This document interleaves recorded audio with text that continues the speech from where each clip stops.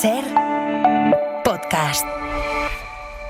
Estás escuchando el abierto de Hoy por Hoy. Cada día analizamos las noticias más relevantes de la actualidad, las claves políticas, económicas y sociales, con las voces de los protagonistas y los distintos puntos de vista de nuestros tertulianos.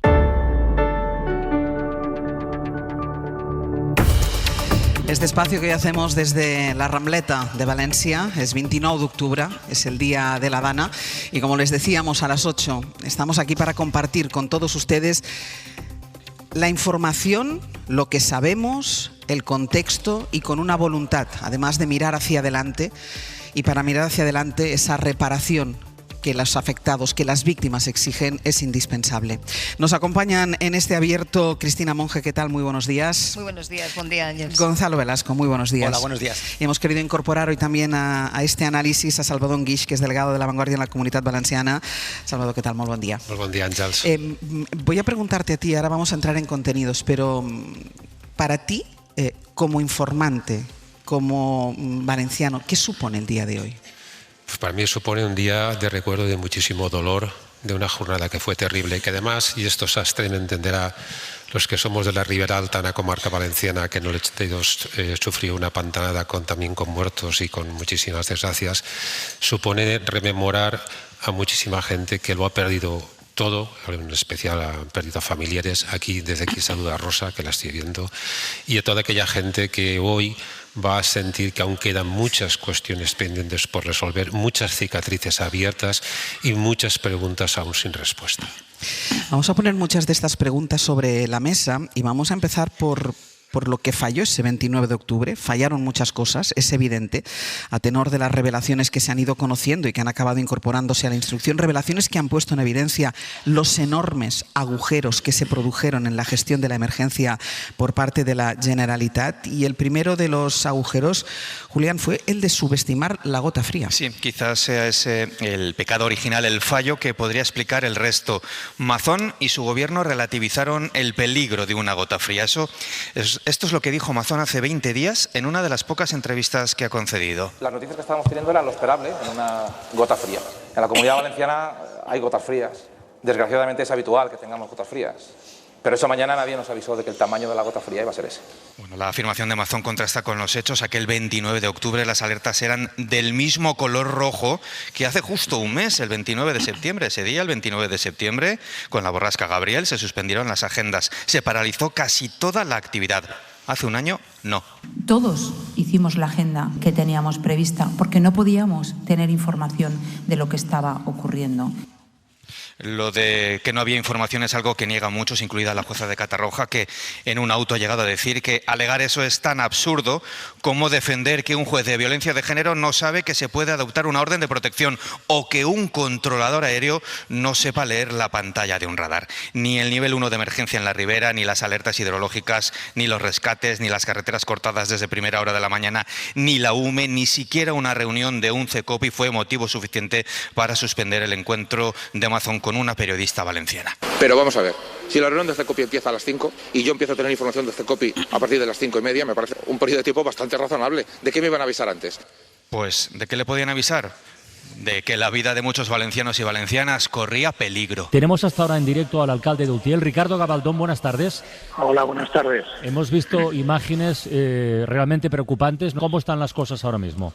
Están los bajos anegados, están las calles que parecen ríos, bueno, está todo inundado, el río se ha desbordado, bueno, pero ya eso es lo que menos nos preocupa. Bueno, así abría Francino la ventana esa tarde, eran las 4 y 5 de la tarde, la comida del Ventorro se alargaría al menos 2 horas y media más. Este es uno de los agujeros de ese día, pero hay más, y muchos tienen que ver con la gestión que se hizo de la propia emergencia. Sí, quizás lo más grave, Ángels, y así lo ha hecho saber también la jueza de Catarroja en numerosos autos, es la falta de avisos a la población.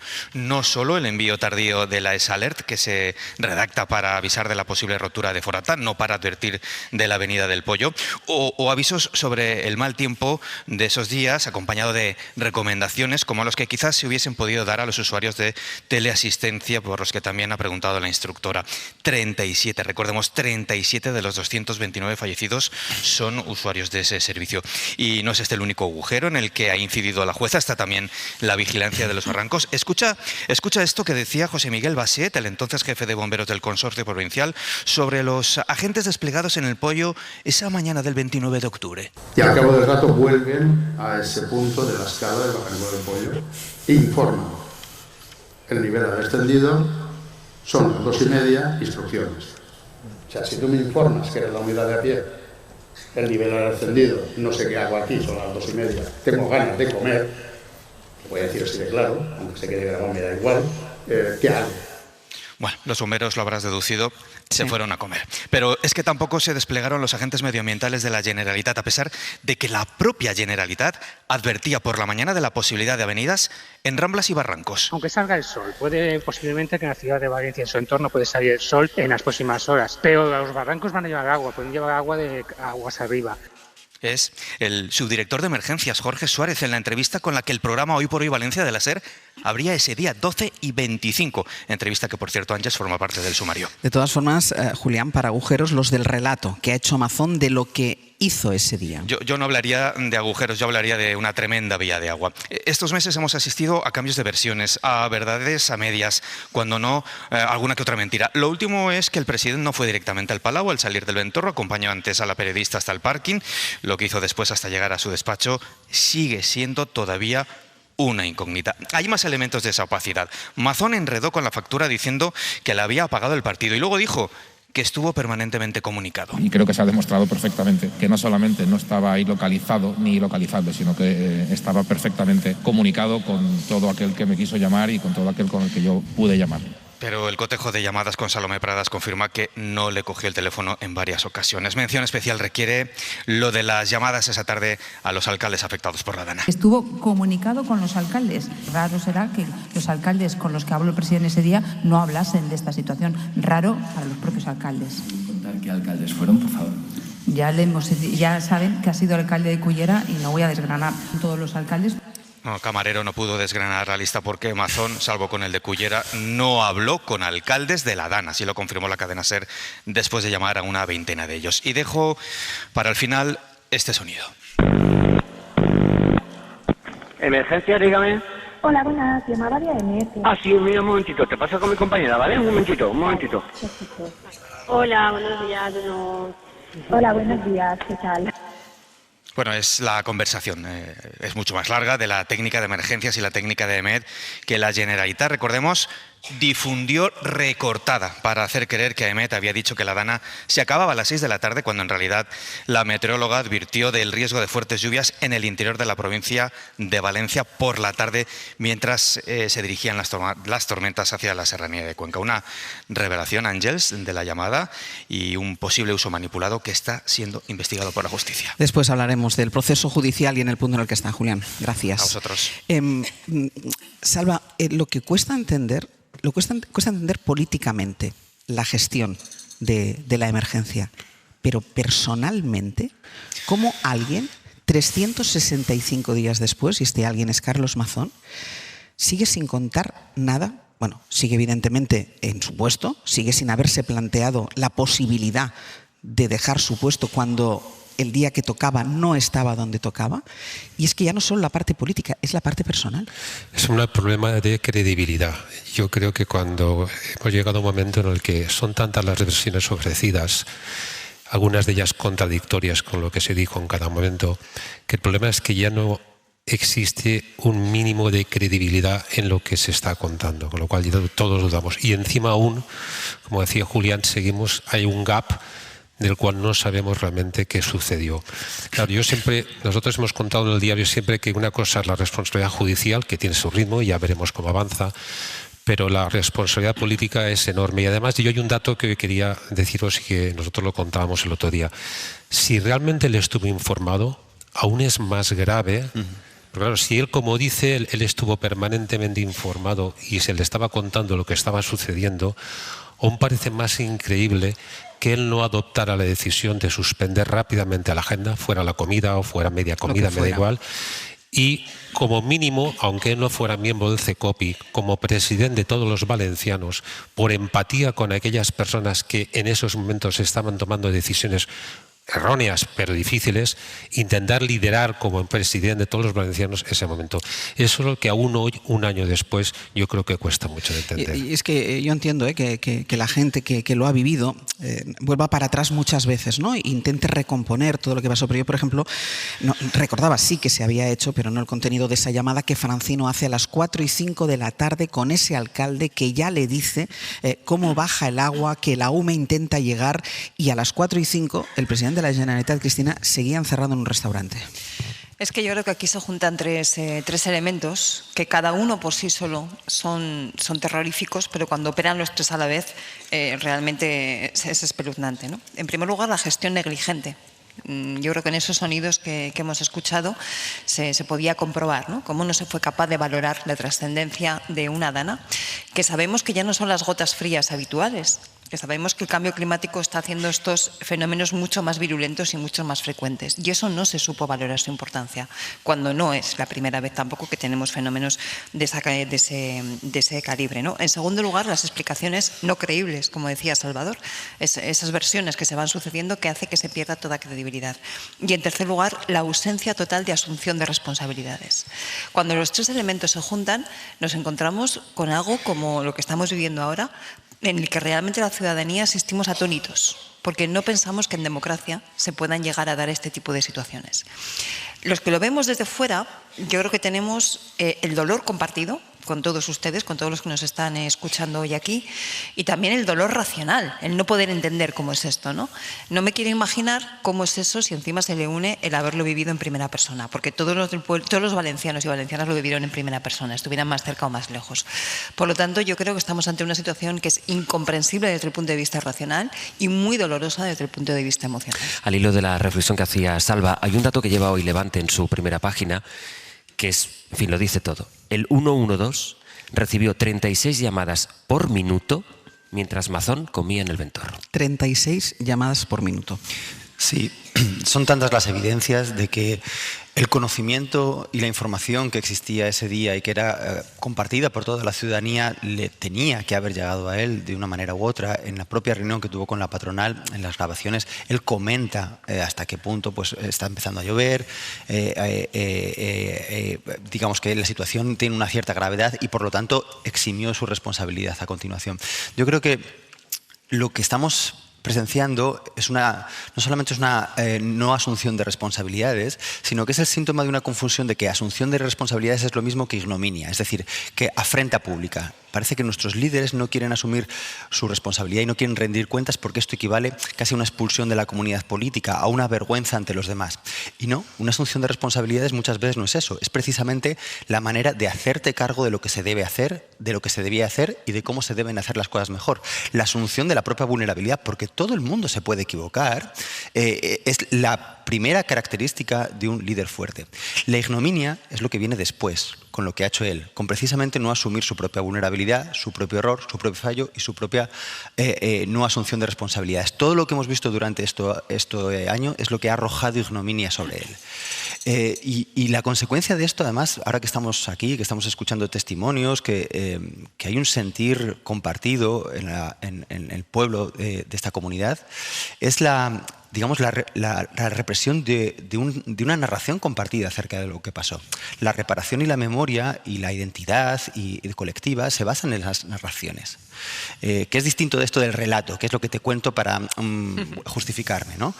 Toda la memoria colectiva se basa en narraciones y lo que estamos viendo constantemente es la emergencia de una narración acerca de lo que pasó desde el sentimiento y desde la información, desde los dos polos, que es negada desde la institucionalidad de esta comunidad. Y esto es lo que es grave, porque sin un presidente, sin una institución que respalde y que alimente esa narración, no hay memoria colectiva. Entonces, digamos que está habiendo una afrenta a la comunidad valenciana en su conjunto y ese intento de crear un relato sobre una narración sobre uno de los acontecimientos más relevantes de su historia reciente, ¿no? Es posible, Cristina, perdona. Sí, por diferenciar, ¿no? Yo creo que lo que ocurrió, Gonzalo, no fue un error. O O sea, un error es que tú te equivocas mandando una alerta en un municipio concreto y al final el más afectado es el de al lado. Vale, eso es un error y efectivamente esos errores existen. Un error es que tú dices que va a haber un caudal determinado y ese caudal es un 15% más. Vale, eso es un error y efectivamente existe. Ahora bien, hacer caso omiso de la información que la EMET estaba dando desde el día anterior. Yo recuerdo, y lo recuerdo a los oyentes, que lo decíamos en esos días. La Universidad de Valencia, con la misma información, mandó un correo electrónico a toda la comunidad educativa diciendo se suspenden las clases para mañana, y al día siguiente otro correo diciendo se suspende toda la actividad de la academia, ¿no?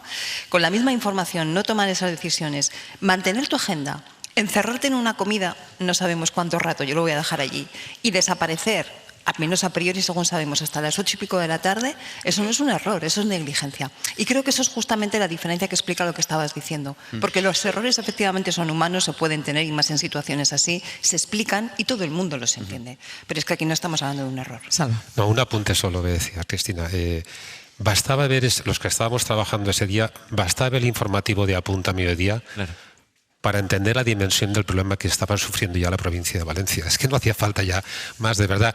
Nosotros, todo el equipo de Valencia, nosotros los periodistas ya sabíamos a mediodía que estábamos ante una catástrofe de unas dimensiones como no se conocían desde hace muchísimo tiempo. El informativo ya estaba hablando de inundaciones, de rescates, de muertes, de riesgo de personas en Utiel, en la zona de Requena, de que se estaban ya llenando los barrancos. O sea, no hacía falta nada más. Por eso te digo que un poco para reforzar lo que tú dices, es que no hacía falta ya, aparte de que AEMET avisó con tiempo de que hubo de alerta roja, fue suficiente que alguien mirara los informativos de APUN, de aquellos que hicieron un trabajo, por cierto, excelente ese día, los compañeros de APUN, para darse cuenta de la dimensión de la catástrofe. Vamos a hacer una pausa. Seguimos y se sienta aquí con nosotros la delegada del Gobierno.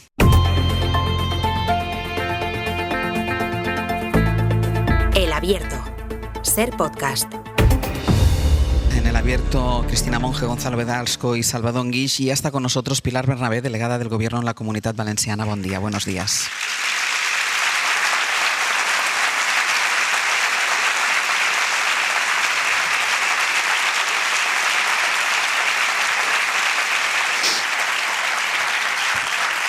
Delegada, yo que hago muchos programas, así con público y entrevisto a políticos, no es habitual esto.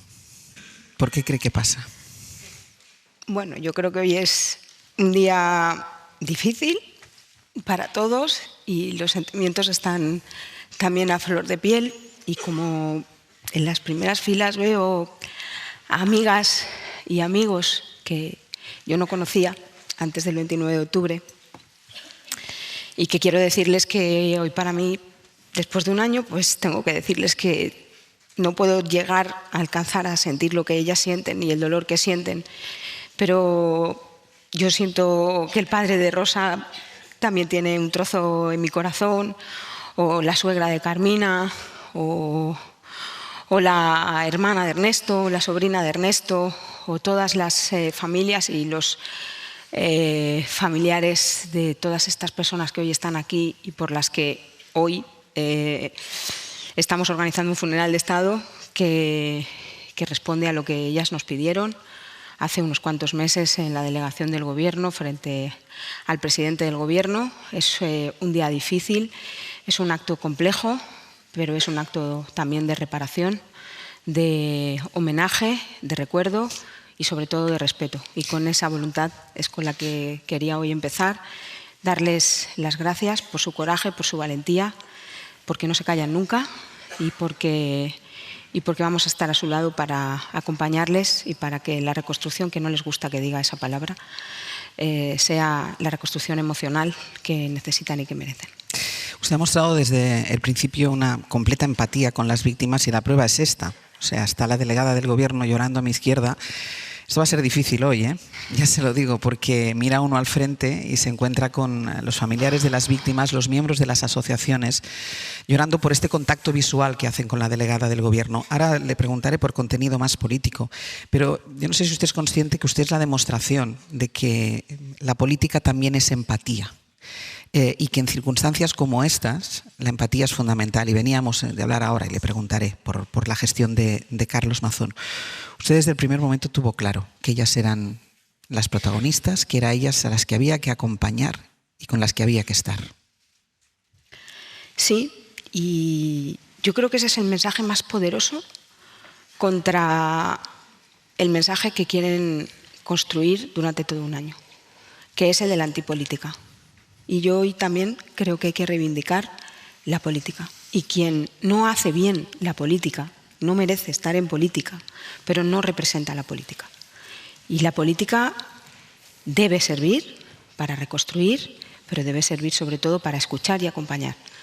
La política es empatía y hay que aplicarla y practicarla cada día. Yo, el día 30, cuando salí de un CECOPI de 16 horas, entendí que no era compatible lo que estaba escuchando en el CECOPI con lo que me venían por mensajes y por llamadas de gente que estaba en los pueblos. Mi familia es de Picaña y todos estaban allí y me decían, aquí estamos solos, no entendemos nada, ¿qué está pasando?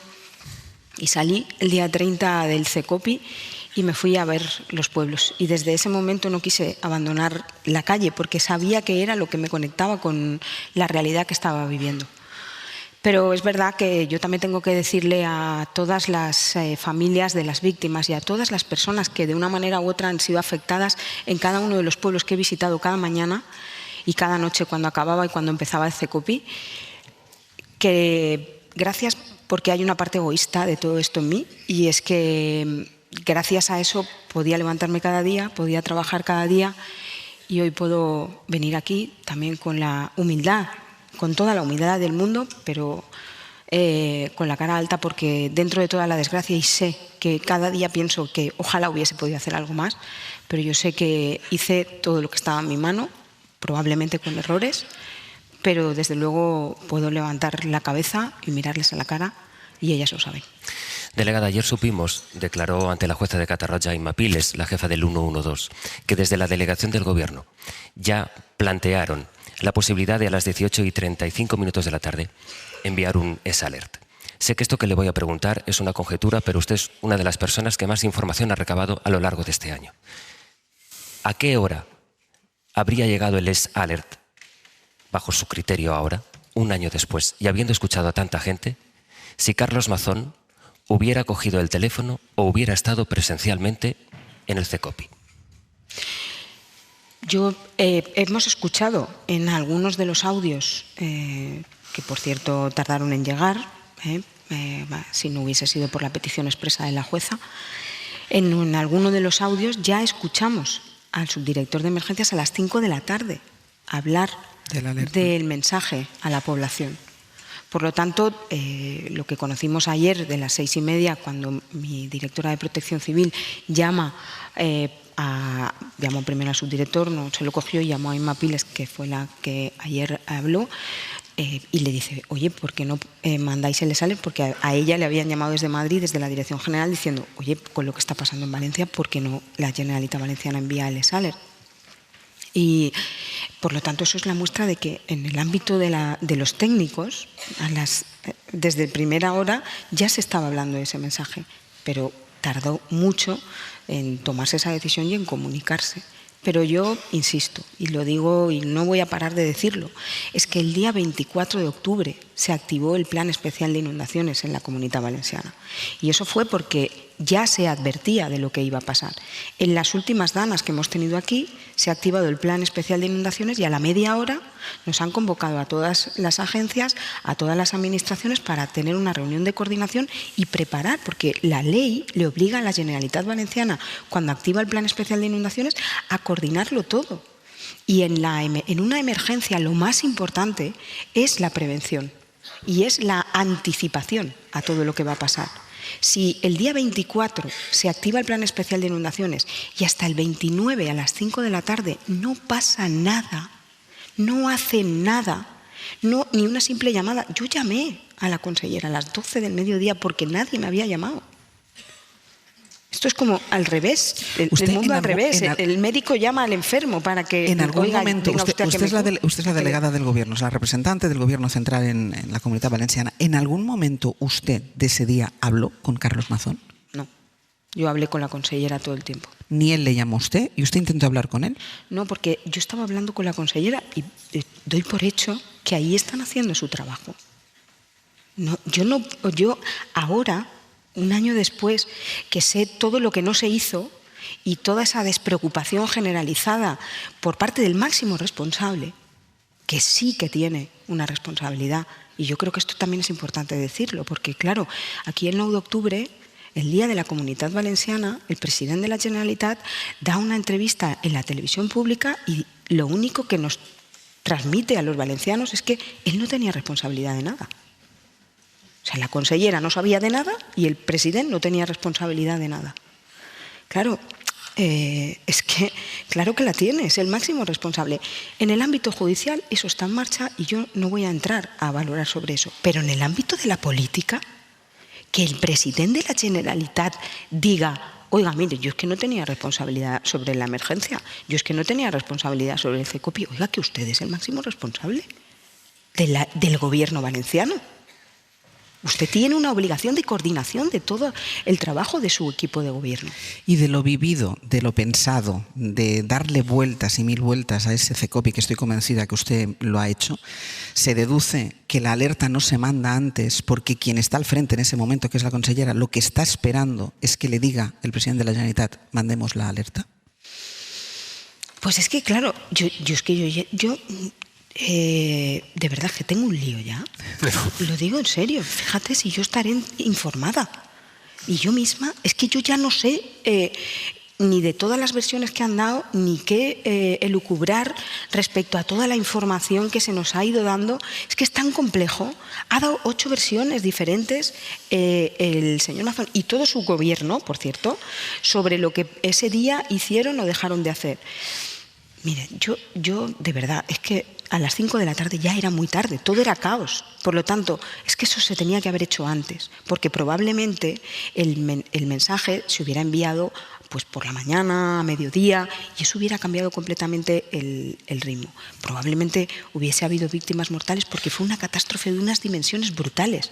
No nos hemos encontrado ante una situación como esa jamás, pero desde luego la población habría estado advertida. Sastre, que querías hacerle alguna pregunta. Sí, como quiera que la tesis que sigue defendiendo Carlos Mazón es que hubo apagón informativo, y vuelvo de nuevo, un año después, mantiene que hubo información suficiente como para que la Generalitat, que es quien estaba al frente de la emergencia, hubiera podido reaccionar antes y reaccionar de una forma más eficiente. Ayer se volvió a hablar sobre esta cuestión también en el testimonio de la técnico de emergencias y hemos visto a la consellera escribir a las 12:30 de la mañana.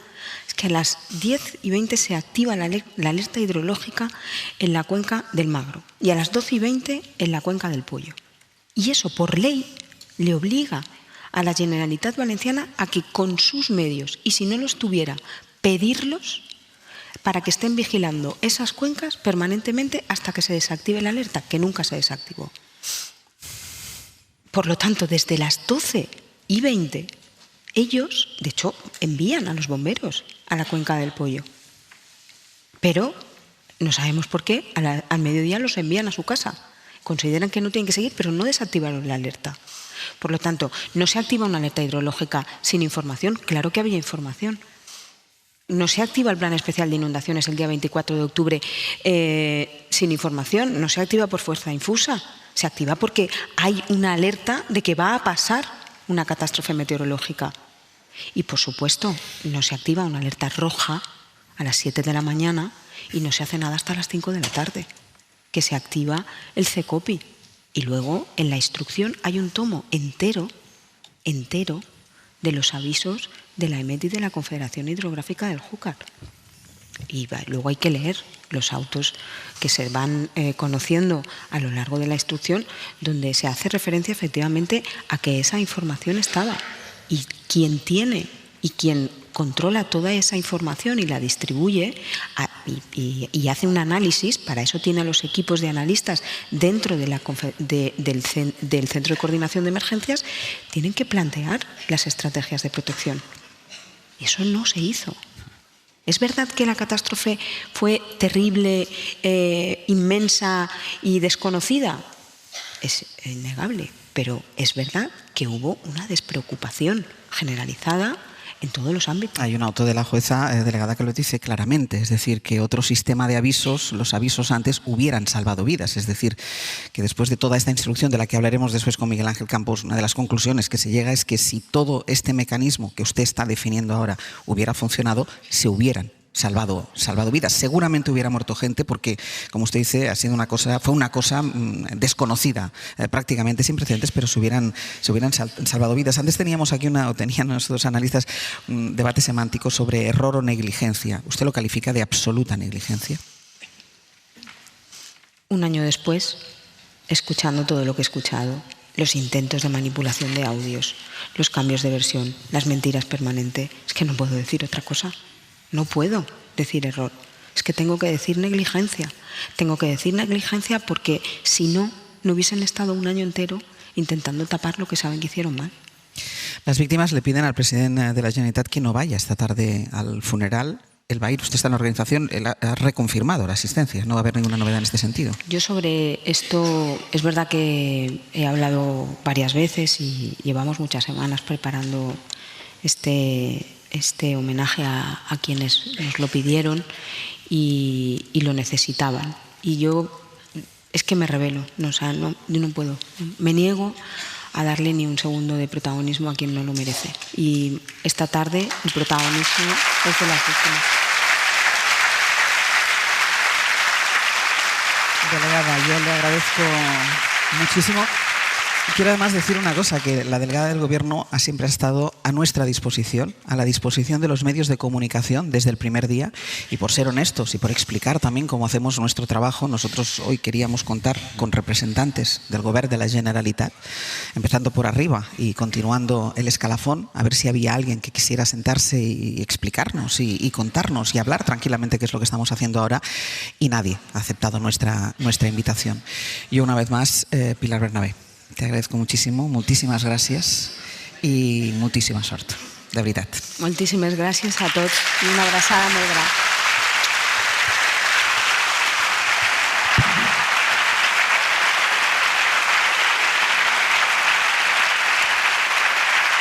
Ya saben que además estamos haciendo un recorrido por diversos puntos de la geografía de esta Comunitat Valenciana, nombres de pueblos, de localidades que los que no somos de aquí empezamos a conocer. Yo me acuerdo esos días como Sastre me iba diciendo y me iba situando dónde estaba cada una de las localidades, me iba haciendo un dibujo mental hasta que prácticamente ya tenemos en la cabeza cómo es esa línea del Horta Sud Valenciana. Así que vuelvo con Juan Magraner. Juan, ¿qué tal? Buen día. Ahora estás en un colegio, porque recuerden también que muchos colegios quedaron arrasados, que a muchos les costó volver a funcionar. Tú estás ahora mismo en Alfafar. Sí, en el cole Orba, en un pasillo enorme, entre una construcción que tiene mucho de industrial, con enormes barracones a los que hace unos momentos acaban de llegar todos los niños y algunas familias, porque hoy aquí es un día especial. Hoy es el aniversario de la Dana y está muy presente en el equipo directivo y también en las paredes de este centro. Me vais a perdonar, pero es que cuando son los niños...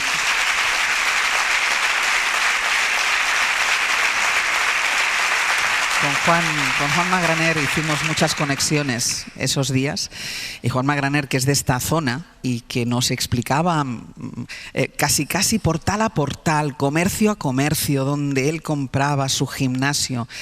Era imposible, para veces los periodistas, cuando hablamos de ciertas cosas, pero son cosas que pasan muy lejos de nosotros, somos capaces de hacerlo de una manera natural, pero cuando esto que pasa es nuestro, y lo sentimos tan nuestro, se nos complica muchísimo hacer nuestro trabajo, Juan.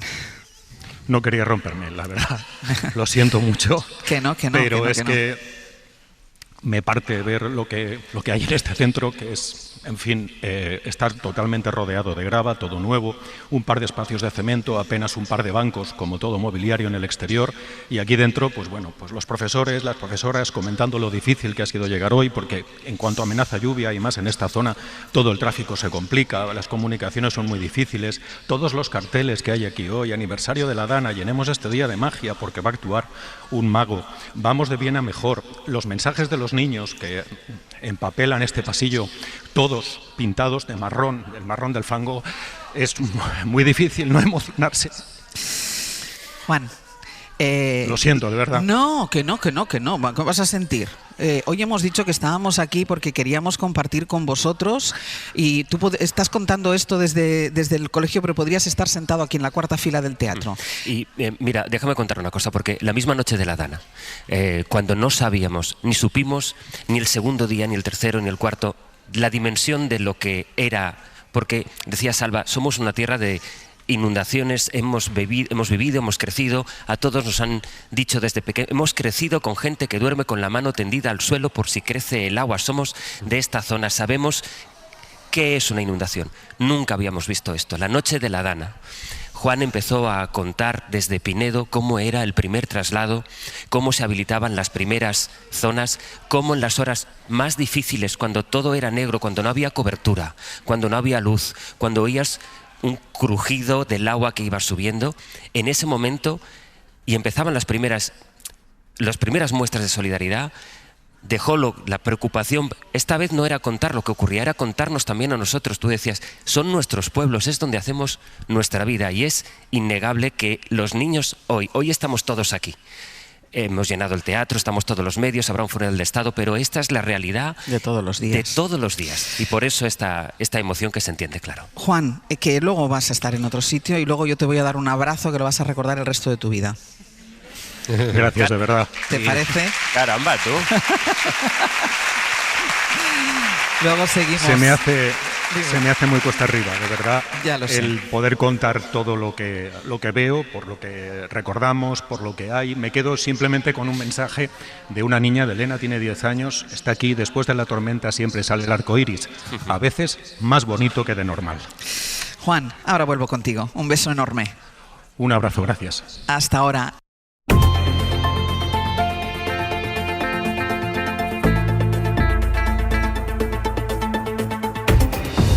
En este abierto desde la Rambleta en Valencia con Cristina Monge, Gonzalo Velasco y Salvador Enguix. Ahora hablo con ellos, seguimos con el análisis, pero hoy es miércoles, hay sesión de control al Gobierno en el Congreso de los Diputados y ha habido minuto de silencio y también este primer aniversario de la Dana ha salido tanto en los pasillos como en el control al Gobierno. Sara Selva, buenos días. ¿Qué tal, Áñez? Buenos días. Cuéntanos. Ha arrancado el pleno la presidenta del Congreso, Francina Armengol, con un minuto de silencio por las víctimas de la Dana. Antes de iniciar la sesión de control, vamos a ponernos en pie y a guardar un minuto de silencio en recuerdo de las 237 personas que hoy hace un año perdieron la vida durante la Dana que asoló varias localidades, sobre todo de la Comunidad Valenciana, pero también de Castilla-La Mancha y Málaga. Todo el hemiciclo se ha puesto después en pie para guardar ese minuto de silencio con una ausencia importante. No está en el hemiciclo el líder de Vox, Santiago Abascal. La sesión de control coincide con el aniversario, con el funeral de Estado que se celebra esta tarde, así que tanto Pedro Sánchez como Feijóo se marcharán después de la sesión de control a Valencia para acudir a ese funeral y es eso lo que está marcando el debate. Es lo primero que ha mencionado Feijóo al tomar la palabra. Quiero empezar con un recuerdo a las víctimas de la Dana que se produjo un día como hoy hace un año en la Comunidad Valenciana, en Castilla-La Mancha y en Andalucía. Por supuesto, a todos sus familiares y a los que lo han perdido todo. Pero la tregua apenas ha durado unos segundos. Preguntaba Feijóo al presidente, ¿va a decir la verdad? La pregunta de hoy es retórica. ¿Piensa decir la verdad mañana en la Comisión de Investigación del Senado o va a seguir haciendo de Pedro Sánchez? Pedro Sánchez ha decidido no entrar en la trifulca política y dedicar su respuesta a hablar de las víctimas de la Dana. Hoy no es el día. Hoy es el día para la empatía, para el recuerdo, para la memoria de las víctimas, para el compromiso con la Comunidad Valenciana y ya tendremos ocasión de hablar de estas cuestiones y de otras muchas. Pero Feijóo ha continuado con su guión. Yo voy a seguir cumpliendo mi deber y mi deber es distinguir la verdad de la mentira. Señor Sánchez, usted nos ha mentido a todos, sí, a sus votantes.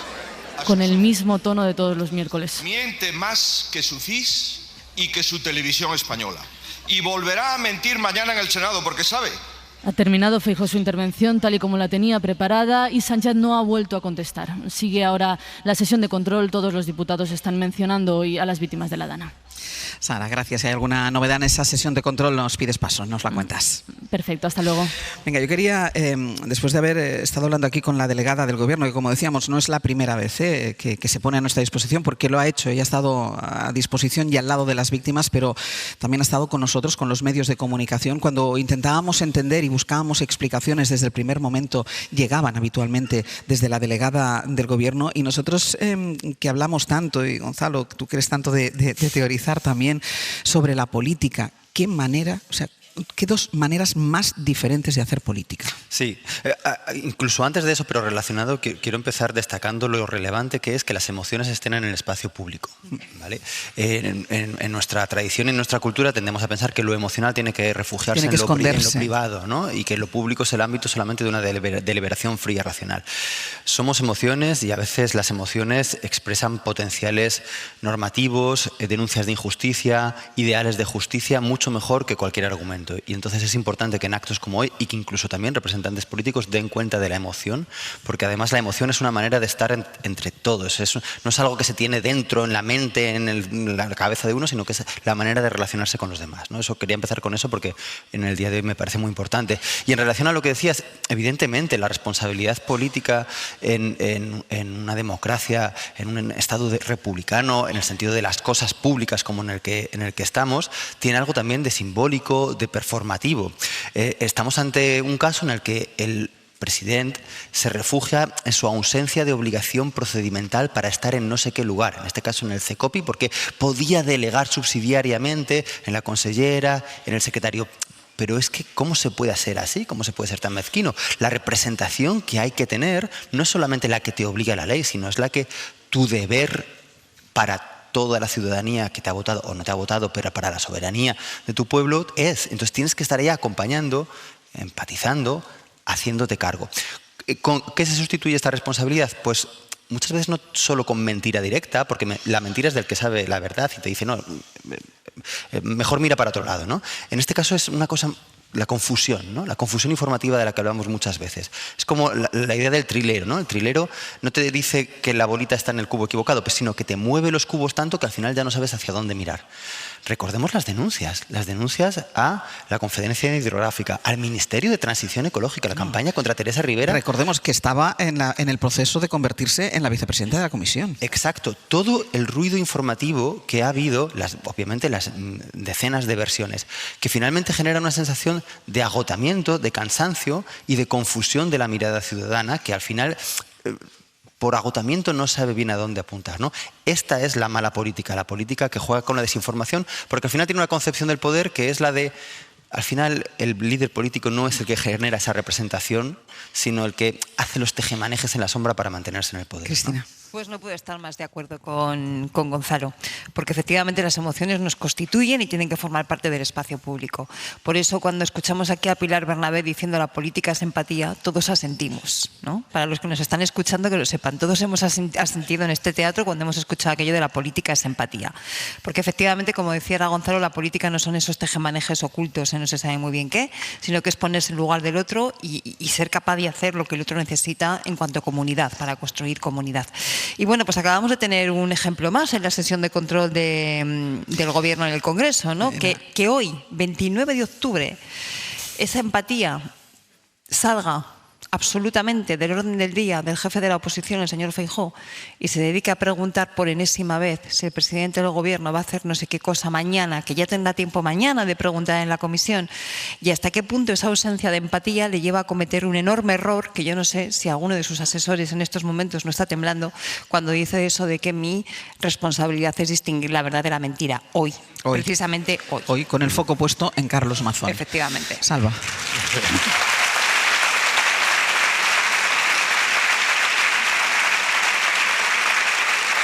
Sí, yo dos cosas muy breves, Ángels. La primera, ya que estés hablando de un tema tan importante al que yo también le doy mucha importancia, como es la empatía, no olvidemos que el presidente de la Generalitat o el Gobierno valenciano no ha hecho ni un solo acto, ni un acercamiento con las víctimas de la Dana un año después. Se lo preguntábamos antes a Rosa. Eso es primero. Y segundo, estamos hablando de la responsabilidad de Carlos Mazón, pero yo también os hago una pregunta. ¿Y la responsabilidad de Alberto Núñez Feijóo?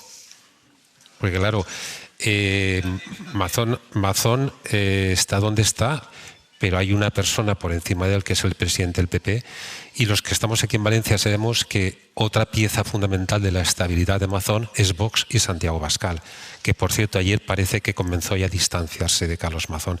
Digo porque es importante entenderlo, porque si no, no se puede entender que Carlos Mazón haya llegado seguramente a estar un año gobernando la Generalitat sin estos apoyos que ha tenido en este tiempo. Pero mira cuál debe ser la confusión que tiene en su cabeza Feijóo, lo que decía ahora mismo Cristina, y yo creo que todo el mundo aquí en el teatro nos hemos puesto las manos en la cabeza cuando acusa de mentir, o sea, pones el argumento de la mentira precisamente hoy, cuando, insisto, todo el foco está puesto en Carlos Mazón, y cuando Carlos Mazón, al que tú estás sosteniendo, porque como tú dices, Salva, está en tus manos dejarlo caer, sacarlo de ahí, ha basado toda la gestión de la Dana en la mentira.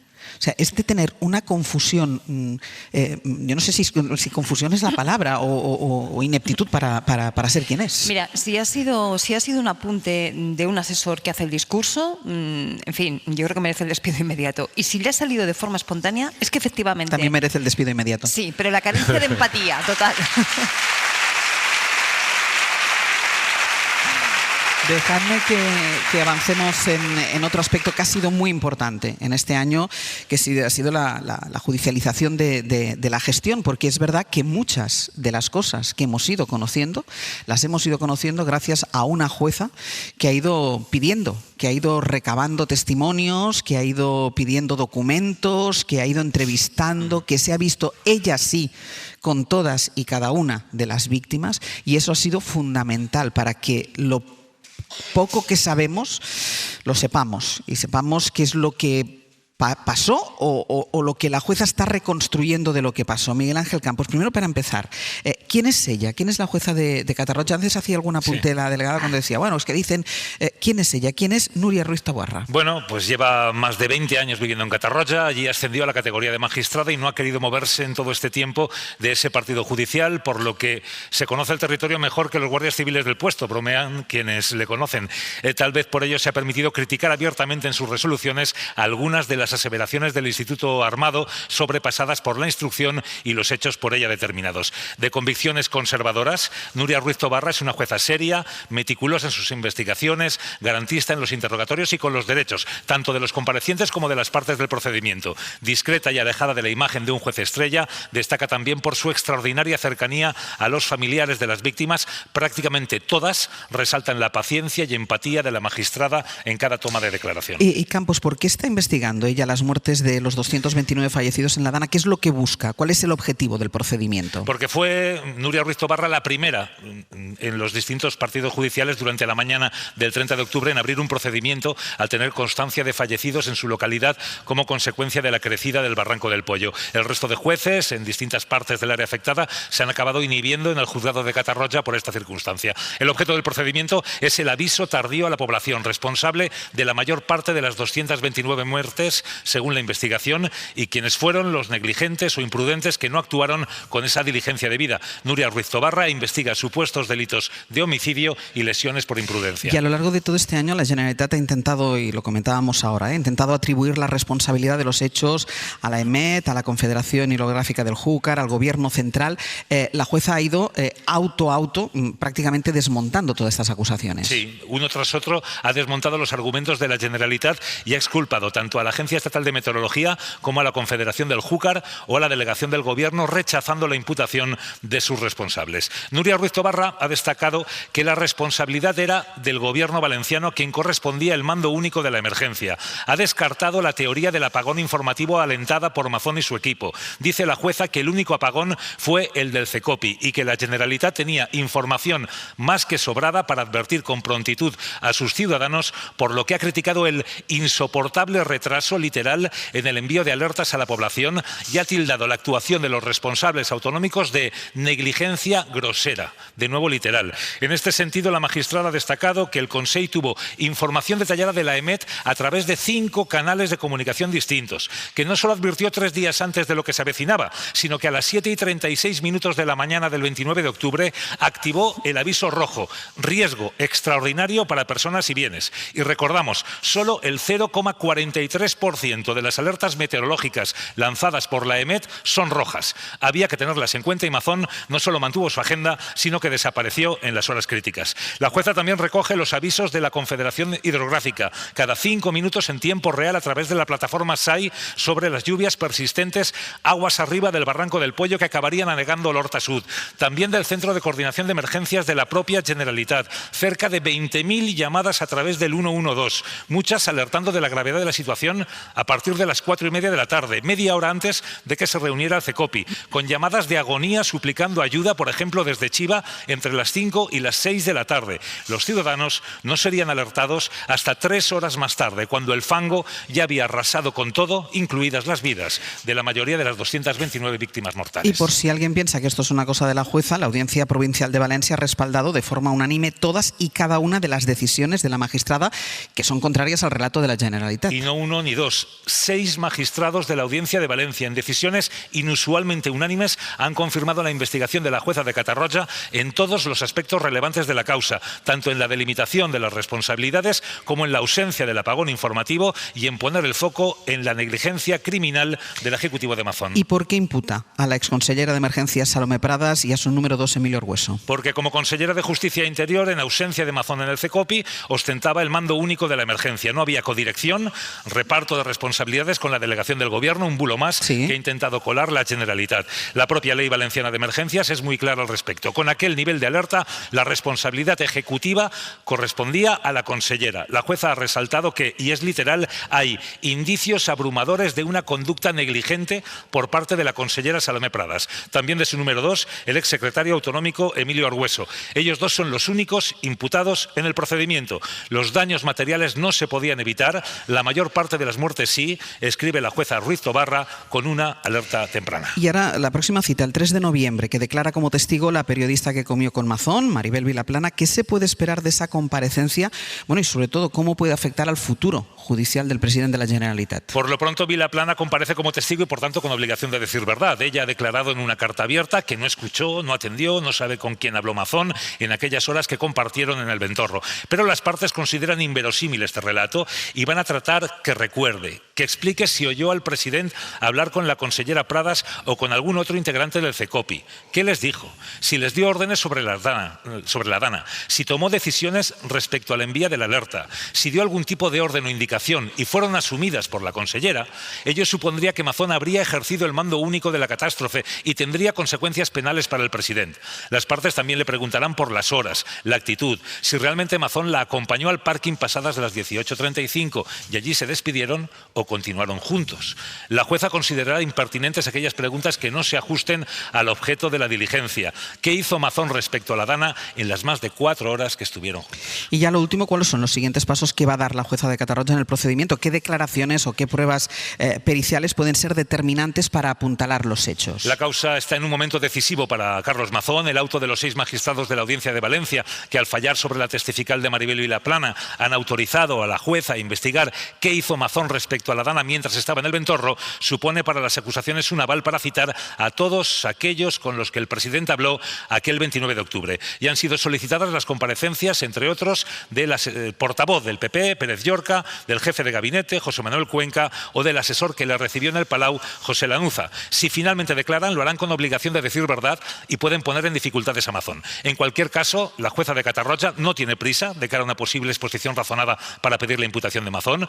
Va a ir paso a paso reconstruyendo hechos y definiendo responsabilidades. Faltan por declarar, Ángels, decenas de afectados, cerca de 20 alcaldes. Se antojan decisivas las testificales para las que aún no hay fecha del subdirector de emergencias, Jorge Suárez, y del ya jubilado jefe de bomberos, José Miguel Baset. Por delante quedan meses de investigación e ingente prueba por practicar. La jueza ya ha prorrogado 6 meses la investigación y esa prórroga probablemente no será la última. Campos, gracias. Así, Salva, qué importante ha sido este proceso. Decíamos antes que la parte política corre por una vía y el procedimiento judicial corre por otra. Pero qué importante ha sido y está siendo este procedimiento judicial para que sepamos muchas de las cosas que pasaron. No, yo en mis 35 años de oficio nunca he visto una juez o un juez instructor trabajar con la intensidad y con la motivación de la instructora de Catarroja, porque además está siendo una instructora ágil, rápida, da respuesta inmediatamente a cualquier bulo que se lance.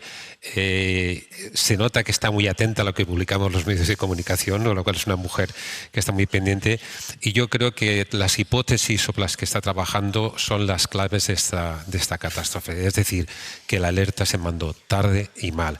Y ella está poco a poco demostrando en cada uno de sus autos, recogiendo testimonios que demuestran efectivamente que se convocó muy tarde al CECOPI, que la alerta se lanzó tardísimo y mal y que esa fue una causa seguramente probable de que hubiera tantos muertos en la provincia de Valencia. Bueno, ya en un auto ya reconoció que se hubieran podido evitar en más, varios autos. Exacto, se podrían haber evitado víctimas si esa alerta se hubiera lanzado antes. De hecho, perdona un inciso, fíjate cómo las últimas 2 danas que hemos sufrido en Valencia, la alerta se mandó un momento después del aviso rojo de EMET, momentos después. La demostración de que se puede hacer. Es decir, con lo cual, y se activaron inmediatamente todos los mecanismos institucionales y de emergencias. Entre otros, la movilización del propio presidente de la Generalitat. Correcto, por eso se demuestra que aquel día, eso es una prueba, yo creo, más evidente aún, de que aquel día las cosas se hicieron, como muy bien dice la instructora, muy mal. Cristina. Es fundamental que esa instrucción se lleve a cabo con esta minuciosidad, ¿no?, que Salva comenta, y efectivamente todo indica que la jueza está siendo de lo más riguroso y al mismo tiempo prudente en el sentido de ir aquilatando bien cada paso, cada prueba, cada argumento, para que no se quede nada en el aire, ¿no?, para que todo esté bien construido. Pero estaba yo pensando, escuchando todo esto, que a veces se nos olvida la importancia de que los políticos sepan lo que tienen que hacer, conozcan su trabajo. Se forman gobiernos y parece que cualquiera puede valer para asumir cualquier responsabilidad. Cualquiera puede ser consejero de emergencias, de sanidad, de educación, de protección civil, de lo que sea. Y se ofrecen cargos con una facilidad pasmosa. Y la gente los acepta con una facilidad pasmosa. Y no solamente eso, sino que como si después no fueran conscientes de que no saben, empiezan a ejercerlo sin formarse o sin ponerse manos a la obra de cuáles son mis competencias, qué tengo que hacer, cómo funciona esto, qué ocurre si pasa lo que finalmente pasó. Y entonces, esto es una de las lecciones que tenemos que sacar, ¿no? La importancia de que los cargos políticos efectivamente sean conscientes de cuál es su trabajo y sepan hacerlo. Y eso no quiere decir que haya que pedir títulos universitarios para ser un responsable político, ni muchísimo menos, no va de eso. Va de que tú sepas cuáles son tus responsabilidades y si no tienes la formación o te falta conocimiento, te pongas manos a ello. Porque si no, da la sensación que cualquiera vale para asumir cualquier cargo político. Y cuando pasan este tipo de desgracias y este tipo de tragedias es cuando nos damos cuenta de la importancia de tener al frente de la administración pública y al frente de cargos políticos a personas conscientes de su responsabilidad, que saben lo que les toca hacer y que son capaces de asumirla. Los apuntes sobre lo que dice ahora Cristina. Recordemos que Salomé Pradas llegó a decir que ella no tenía ni idea de emergencias. Cuando fue a declarar la exconsejera de emergencias, le dijo a la jueza, yo es que en realidad no sabía de emergencias. Y luego en torno a la figura de la jueza de Catarroja, cómo ha llegado a denunciar, no ya las denuncias contra ella, no las campañas de difamación, sino que incluso subrepticiamente se grabaron imágenes de su intimidad que afectaban a su propia hija. Sí. Pues, en la que salía su hija, que era menor, su marido en y su ese hija. Contexto está investigando, sigue adelante la jueza de Catarroja. Sí, qué importantes son estas terceras personas para el funcionamiento de una sociedad democrática. Digo terceras personas porque no son los representantes institucionales, no son la ciudadanía que tiene sus motivaciones, sus intereses, sino que son quienes garantizan como personas, digamos, que no están ni en un sitio ni en otro, el funcionamiento de las normas, de las leyes y de los procedimientos. Y sobre todo esto es importante en una era de posverdad, que insisto en la idea, más que una vocación enfermiza por la mentira, es una indiferencia a la verdad, que es lo que estamos viendo. O sea, ¿qué más da? Si los datos están ahí, si son evidentes, si los periodistas estáis haciendo el trabajo, si la jueza está haciendo el trabajo, si se sabe ya casi todo, pero es una indiferencia, es un seguir adelante y sobreponer relato, ¿para qué? Hablábamos de emociones antes, para gestionar otras emociones distintas. El odio, fundamentalmente el odio. Porque en la declaración de Feijóo de esta mañana en el Congreso de los Diputados es lo que late. Lo importante no es la verdad, lo importante es seguir odiando a quien yo digo que hay que odiar. Mira, yo ayer recordaba, Gonzalo, lo recordábamos con Sastre, cuando vimos el... Pueden aplaudir si quieren. No, ayer recordábamos cuando finalmente conocimos, porque siempre había dicho el presidente de la Generalitat que había llegado el CECOPI sobre las 7:30, ¿no? 7:30. Sí. Primero dijo a partir de las 7, sí, y luego cuando se supo que el objetivo de la jueza era saber ¿cuándo se había mandado la alerta? Dijo, no, después. Y al preguntarse, él dijo con un tono que no era humilde, dijo, pues, ¿y las 8:30 no son después de las 7? Fue cuando se hizo pública esa imagen de él, esa imagen que está guardada, que todo está borrado, no existen imágenes de él y hay una imagen fija de él entrado en el CECOPI a las 8:28, me parece que quiero recordar que era esa imagen, y cuando se le preguntó, cuando decías tú, ¿no? O sea, con ese cuajo, decir, ¿no son eso después de las 7:30? Hombre, sí, después, las 8:30 van después de las 7:30, pero tener ese cuajo para seguir mintiendo a pesar de que las evidencias te están poniendo ante lo que tú ya sabes, ante el espejo. Sí, es una sinvergüenza absoluta por su parte. Y quiero decir también una cosa añadida, porque hemos hablado de que el lunes va a haber una declaración importante para seguir conociendo la verdad de los hechos, ¿no? Hay emociones muy complicadas, hoy yo estoy con las emociones. Y una de ellas es la sensación de vergüenza o de deshonra, y es muy difícil sobreponerse a ella, y lo tenemos claro. Y todos hemos experimentado cosas parecidas alguna vez. Pero hay veces que hay deberes que sobrepasan la importancia de esas vergüenzas, y el deber de correspondencia a los conciudadanos para decir la verdad sobre lo que pasó tiene que sobreponerse a la vergüenza. A la que pueda sentir Mazón, no lo creo, a la que quizás pueda sentir quien comió con él, y que quizás después de un año y ante el sede judicial ya sí se puede esperar que pueda ayudar a construir ese relato, esa narrativa colectiva que se está hurtando al pueblo valenciano, ¿no? Entonces, creo que el lunes también va a ser un día importante y que está justificado tener una cierta expectativa hacia lo que vaya a pasar entonces. Vamos a seguir, mientras tanto, también nuestro recorrido por las zonas afectadas hace un año por La Dana, así que nos vamos al Gemesí. Ahí está José Forés Romero. ¿Qué tal? Buen día. Hola, buen día, Ángeles. Cuéntanos dónde estás tú. Pues mira, estoy en la avenida del Carlet, que está pegadísima al río Magro, pegada tanto que aquí, cuando se desbordó ese río con furia, arrasando calles, llegó el agua hasta los 2,30 metros, dejando un paisaje de devastación que ahora mismo estoy viendo casas destrozadas, boquetes en las paredes, al aire libre, están totalmente destrozadas, para lamento de sus vecinos que se sienten muy, muy abandonados. He de decirte que este es un barrio muy humilde. En cualquier caso, en el Gemesí, el 96% del casco urbano quedó afectado por el agua, obligó a una evacuación masiva, decenas y decenas de vecinos fueron evacuados de forma urgente, muchos fueron trasladados al Casal de Fiestas, que se habilitó como refugio temporal.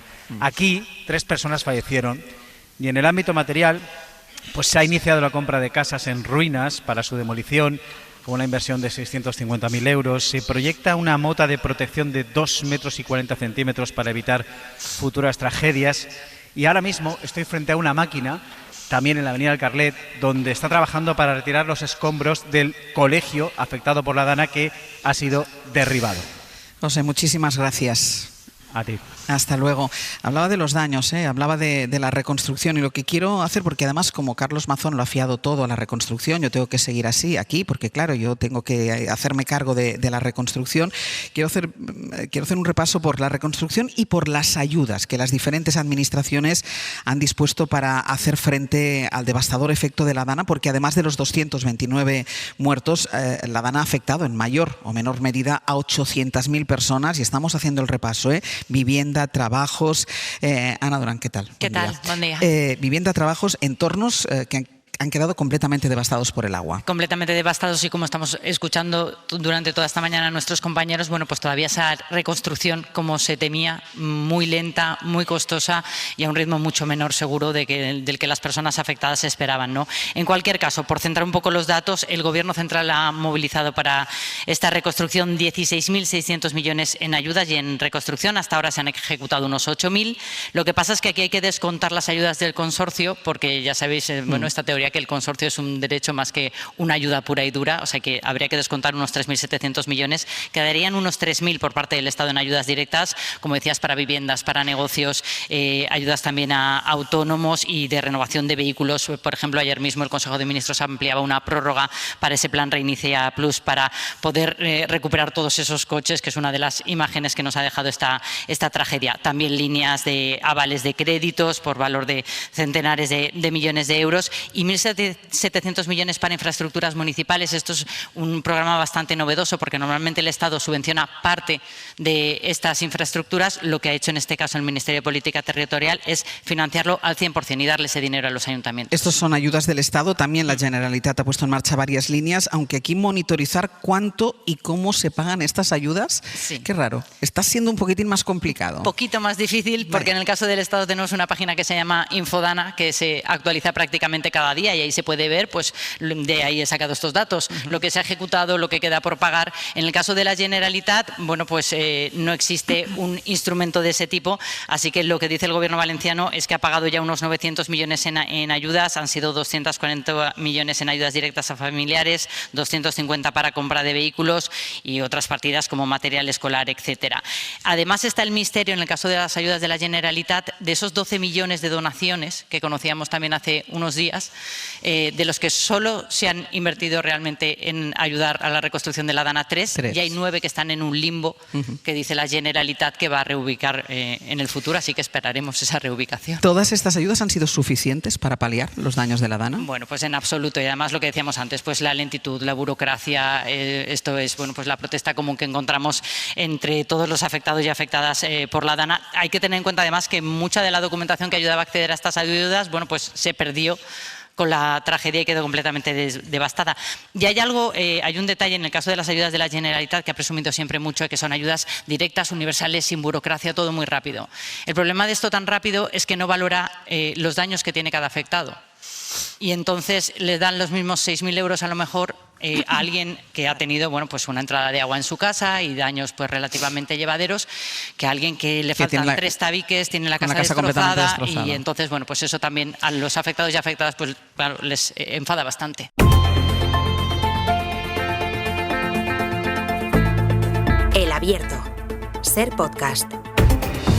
Último tramo ya de este abierto, no de este programa, que nos queda mucho por compartir todavía hasta que terminemos, pero sí esta parte más informativa en la que también queríamos poner orden un poco a todo lo que se sabe, tanto en la instrucción, en el relato de la Generalitat, y estábamos ahora con Ana Durán en el capítulo de las ayudas, Ana, y de la reconstrucción, porque un año después no hay barro en las calles, y esto es evidente, pero sí en las alcantarillas. Hay muchas viviendas que han podido rehabilitarse, pero hay otras que quedarán inservibles para siempre, igual que algunos centros educativos, como nos contaban, que necesitan levantarse de nuevo, y en los negocios algunos lo han tenido muy difícil para levantar la persiana. Sí, escuchábamos antes a Jordi Fábrega, por ejemplo, ¿no? Con ese porcentaje que es desigual, ¿no? Las grandes empresas han podido salir adelante, mucho pequeño comercio todavía muy afectado, por ejemplo en Massanassa la mitad de los comercios no han podido reabrir. Y hay otro asunto del que también se ha hablado mucho, que es el tema de los ascensores, que ha dificultado la vida en muchísimas comunidades de vecinos. Quedaron dañados 7.500 y quedan más o menos el 10%, casi unos 800 todavía por recuperar. Se ha priorizado a las personas con dificultad de movilidad, pero claro, esto bueno, pues es una parte de la reconstrucción que todavía queda pendiente. Y luego, como decía, rehabilitaciones de viviendas que todavía van muy lentas porque evidentemente no existen ni los medios materiales ni humanos para hacerlo todo tan rápido, y con un precio de la vivienda que aquí también se va disparando más todavía por la Dana, un 18% en los municipios. Y hay otro asunto fundamental, la educación, lo hemos contado, porque la Dana devastó colegios, pero también centros de salud. Sí, centros de salud y colegios. En cuanto a los colegios, 48.000 alumnos afectados en un principio. Hay 8 centros que tienen que levantarse desde cero. Hay 100 aulas prefabricadas. Ya todos los alumnos estudian en su municipio, pero todavía no tienen su colegio, su centro o su instituto. Y 57 centros de salud afectados ya han recuperado la actividad. Se han invertido unos 100 millones. Y aquí también la salud mental. Tanto la Generalitat como el Ministerio, a través de la SUSME, han establecido bueno, pues un refuerzo de la salud mental. Ha aumentado los casos de estrés postraumático un 170%. Que esto nos parece muchísimo porque es muchísimo, pero decían desde la Generalitat que incluso se esperaban un 800%. O sea que aún está todavía por sanar esa herida y por salir seguramente. Porque... Y en materia de infraestructuras, de las que más preocupa el alcantarillado y los barrancos, y sobre todo la gran pregunta, si resistirían otra lluvia torrencial. Que sigue siendo una gran pregunta.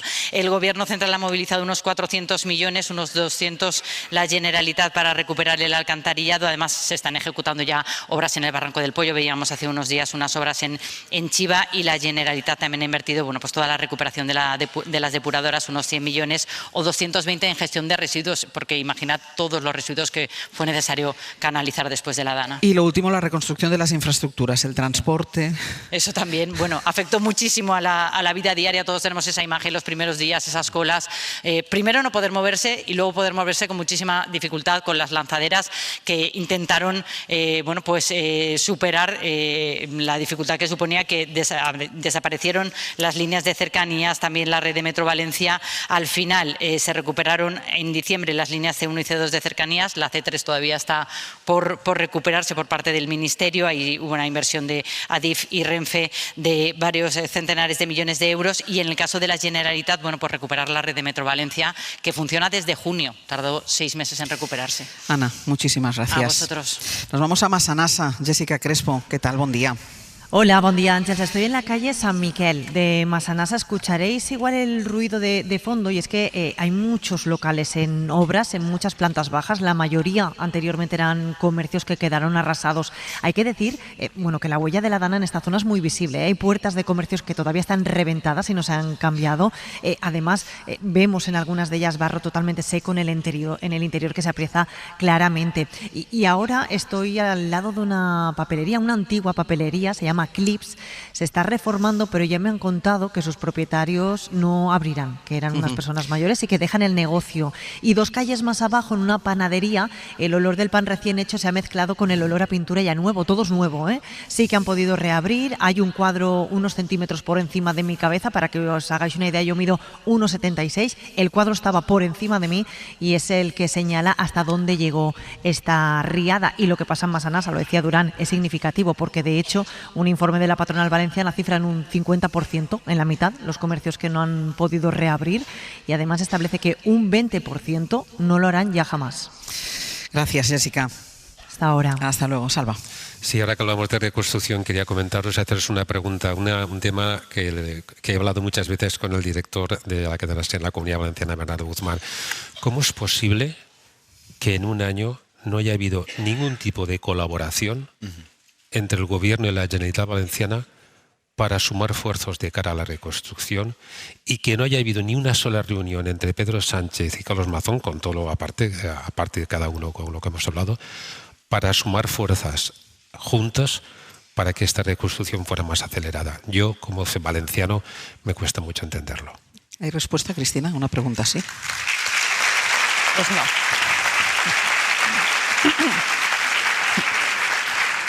Sí la hay, yo no la tengo, desde luego, ¿no? Supongo que todos estamos pensando, ¿no?, en esas relaciones tan envenenadas, en esa falta de diálogo, incluso a nivel mínimo, incluso a nivel técnico, ¿no? Porque cuando comentaba antes Salvador esto fuera de micrófono, yo le preguntaba, pero tampoco los técnicos, o sea, tampoco... A ningún nivel, no hay colaboración a ningún nivel. A ningún nivel, claro. Porque si no hay voluntad política más arriba, es complicado que permee, ¿no? Claro, pero ese es el problema, que tú puedes tener en un momento determinado un enfrentamiento político, que ya de por sí es un problema, ¿eh? O sea, que ya de por sí es una cuestión muy importante.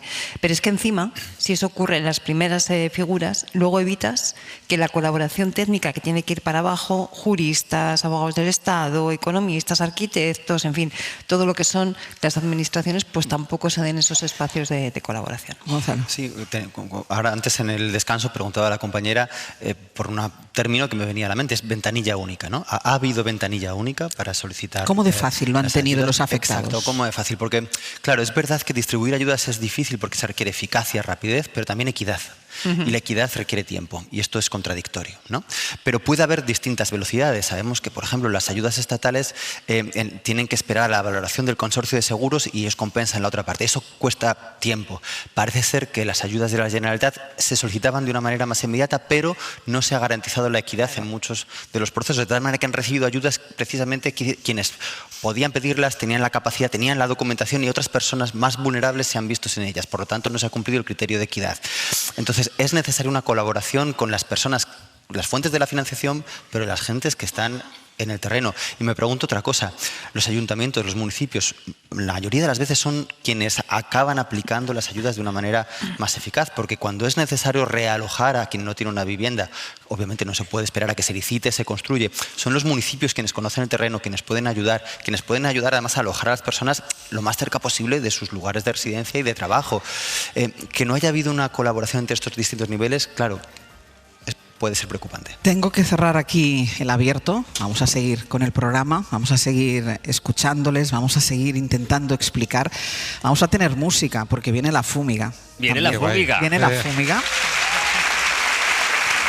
Porque pensamos que hay que también tomar aire y respirar, y también hay espacio para sonreír y para reír, que el futuro tiene que ser esto.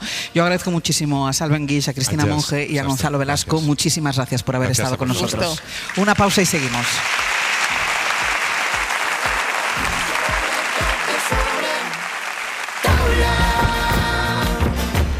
Para no perderte ningún episodio, síguenos en la aplicación o la web de la SER, Podium Podcast o tu plataforma de audio favorita.